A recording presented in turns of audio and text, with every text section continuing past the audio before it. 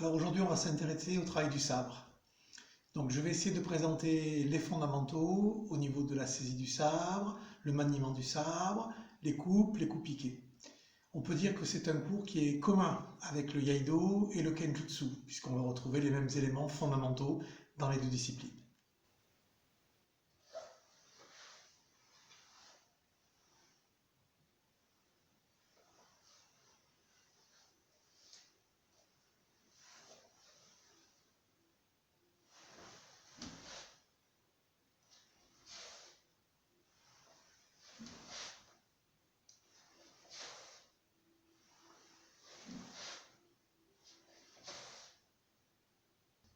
Alors, tout d'abord, au niveau de la saisie du sabre, il y a différents processus, mais il y a des choses qui sont communes et qu'il faut essayer de comprendre.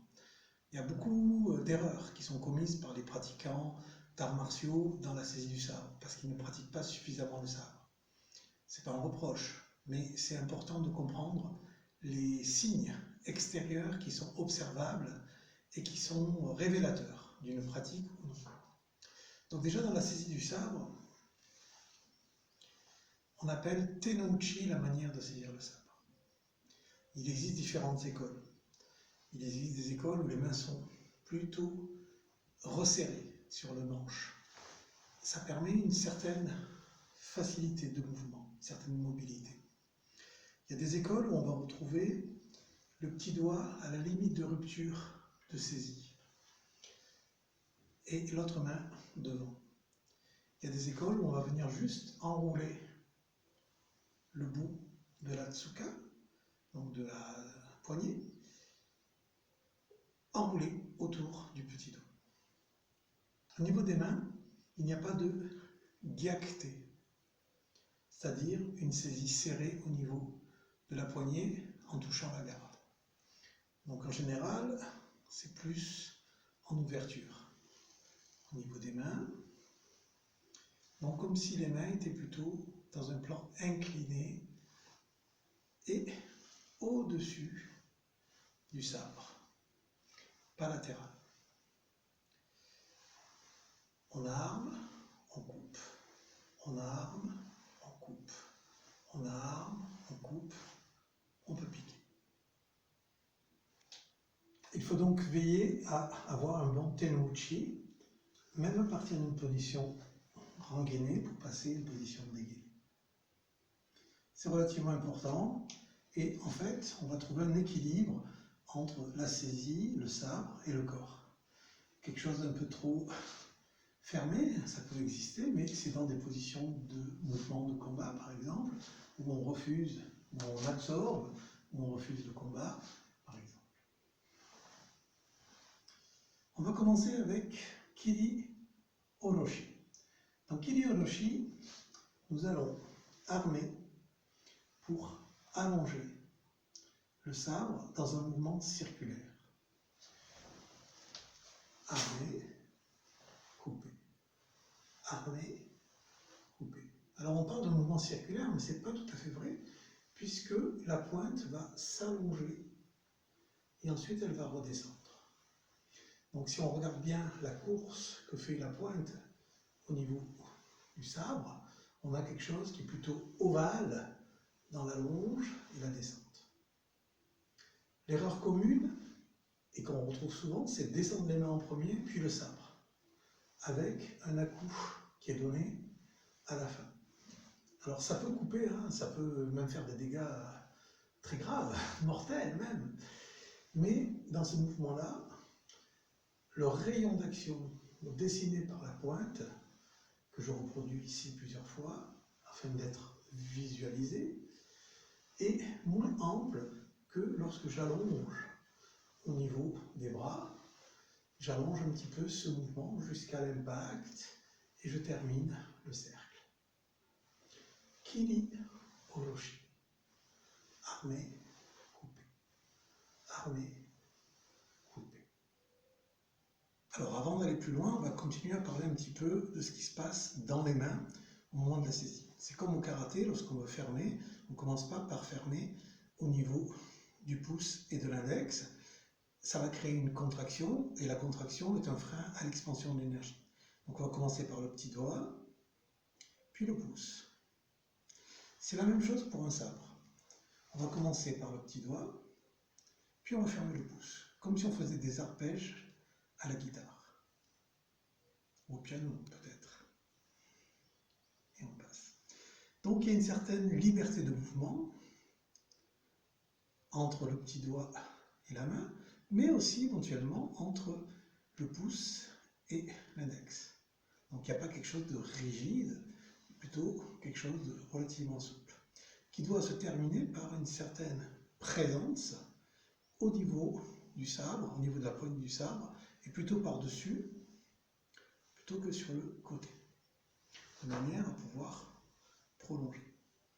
Donc on va obtenir cette liberté ici, et éventuellement aussi, enfin éventuellement non, sûrement, dans l'autre main. Donc il peut y avoir un certain relâchement, puis on va commencer à fermer 1, 2, 3, 4, 5, 1, 2, 3, 4, 5.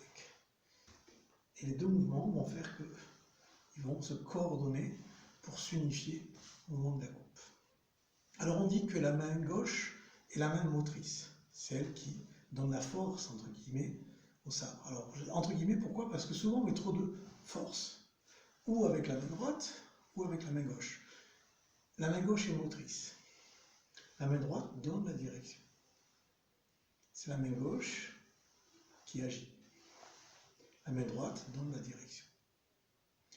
De même qu'on a une force motrice et une direction, dans les mains, nous avons les doigts moteurs et les doigts de la direction. Les doigts moteurs et les doigts de la direction. Donc on pourrait dire qu'il y a un premier moteur, une direction, un deuxième moteur, une direction. De manière à pouvoir allonger et coordonner ces deux mouvements.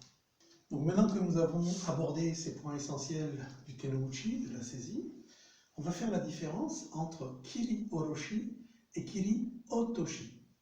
Dans Kiri Oroshi, on va chercher à couper amplement en essayant d'avoir la puissance qui va se faire au moment de l'impact, on va dire par exemple sur le sommet du crâne, mais ça pourrait être aussi au niveau de l'épaule, au niveau du ventre, puis ensuite la descente jusqu'au centre. On arme, on allonge. On peut remarquer dans ce mouvement-là que la pointe s'allonge, s'allonge, s'allonge, s'allonge, s'allonge, s'allonge, et continue. Dans Kiri Otoshi, souvent c'est utilisé pour contrer un sabre. Dans Kiri Otoshi, je vais utiliser la même sensation, l'allonge, mais pendant la descente, je vais contrôler l'axe, et en fait, la pointe va rester légèrement plus haute, prêt à éventuellement engager un tsuki. Donc, Kiri Oroshi, jusqu'à l'horizontale, Kiri Otoshi, avec une certaine présence à la fin qui fait que la pointe est contrôlée. La pointe, il ne faut pas qu'elle tombe vers l'arrière, à moins que ce soit un mouvement génique volontaire, ou que le sabre soit passé par l'arrière pour revenir. Donc quand je vais armer, je vais faire en sorte que la pointe reste vers le ciel, pour pouvoir allonger. De manière à ce que ce soit plus visible, on est ici, on arme, on allonge.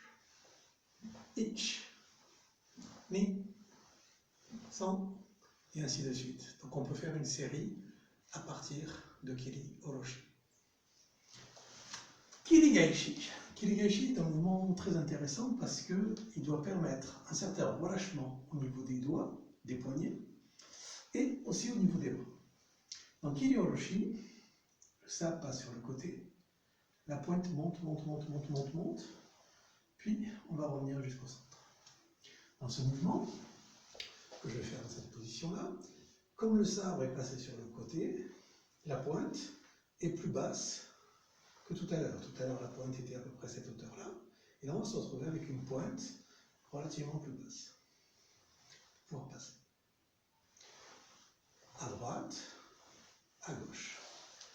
Dans Kirigaishi, la main gauche est toujours au centre. Elle va travailler toujours sur l'axe central. C'est la main droite qui va créer l'ouverture et qui va créer l'ouverture. L'erreur commune dans le Kirigaishi est d'abandonner la pointe, de laisser passer la pointe, donc elle tombe, elle descend plus bas que l'horizontale. Et souvent, donc, sont proposés des mouvements où les mains se relâchent, voire les doigts s'ouvrent pour pouvoir reprendre la position du sabre ensuite. Alors, moi, je ne pratique pas cette forme. Pourquoi? Parce que si j'ouvre la main à ce moment-là, si je reçois un sabre, en réception, je risque de perdre le contrôle de mon propre arme. Donc, il va falloir que j'apprenne à relâcher tout en maintenant la présence. Je relâche et je coupe. Je relâche et je coupe. Et dans ce mouvement-là, je n'ai pas besoin d'ouvrir les doigts. Je vais simplement relâcher un petit peu les tensions à l'intérieur des mains, à l'intérieur des doigts. Et c'est l'ensemble des relâchements doigts, poignets, coudes, épaules qui vont faire que je vais pouvoir passer à droite, passer à gauche, sans perdre ma saisie. Donc nous entamons un travail de suburi. Kiri oroshi. Ichi. Ni. San. Chi. O. Rock. Sits. Hachi. Ku. Ju. Kirigaishi. Kirigaishi, c'est l'occasion de travailler le placement des jambes, jambes tendues, jambes fléchies, jambes fléchies, jambes tendues. Donc en général, on va le travailler sur place, en armant, poids du corps vers l'arrière, en coupant. Et là, on va dire qu'on revient à peu près à 70% du poids du corps sur l'avant et 30% sur l'arrière. Donc on n'est pas 50-50, on vient de couper, il y a un léger fléchissement de la jambe avant. À droite, à gauche. Ichi. Ni. San. Chi. O. Rock. Sits. Hachi. Ku. Ju.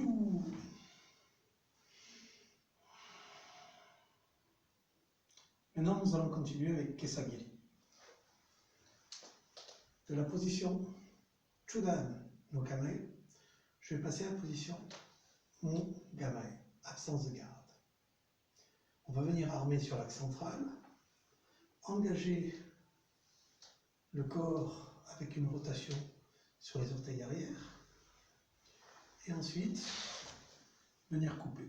À noter que dans ce mouvement, mes mains sont toujours au centre, la main gauche est toujours au centre. Mon hanmi est un peu plus marqué, je suis un peu plus ouvert. Mais la main gauche est toujours au centre. De cette position-là, je vais pouvoir retourner mon sabre en retirant le corps. Et je vais me replacer en Mugamae. Ich. Ni. San. Chi. O. Rock. Sits. Hachi. Ku. Ju.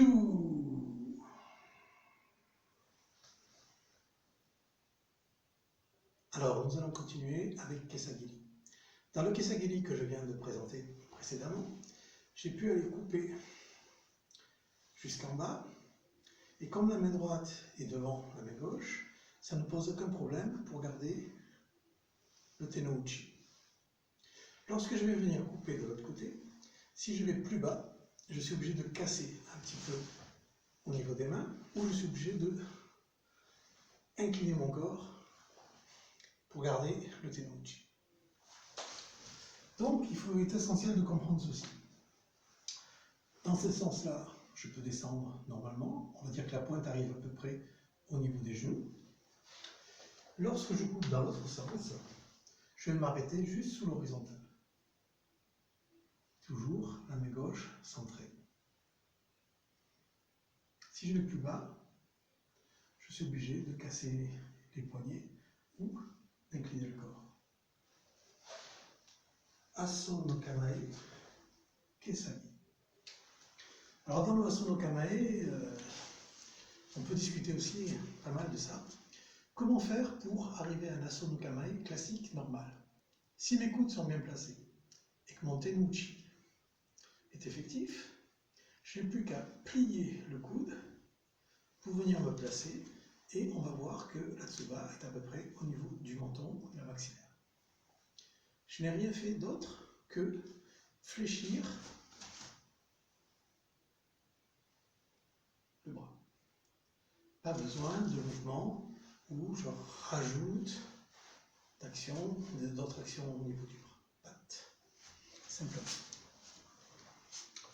Dans la position Chudan no Kamae, en retirant la jambe droite, je vais venir me placer en Aso no Kamae.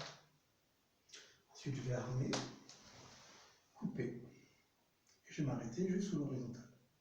Si je ne m'arrête pas sous l'horizontale, la pointe est encore dans le corps ennemi.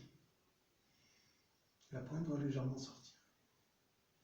Puis je reviens en Aso no Kamae. Alors souvent les Aikidoka ont tendance à prendre un Aso no Kamae avec le pied tourné, plus dans la position Hanmi. C'est pas faux. Néanmoins, lorsque vous êtes dans cette position, la tête est protégée par votre sabre. Lorsque vous êtes dans cette position-là, la tête est devant le sabre.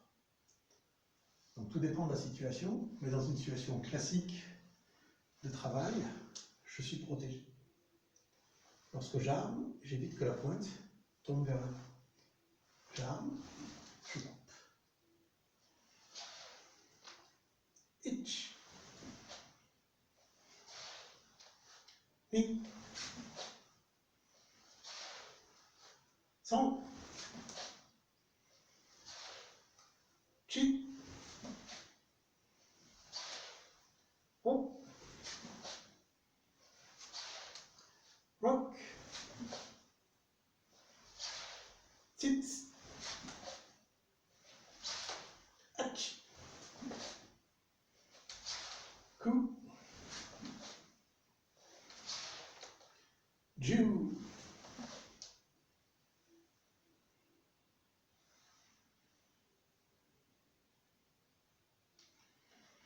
Bien, nous avons vu quelques fondamentaux aujourd'hui. On continuera ce travail au sabre. À très bientôt.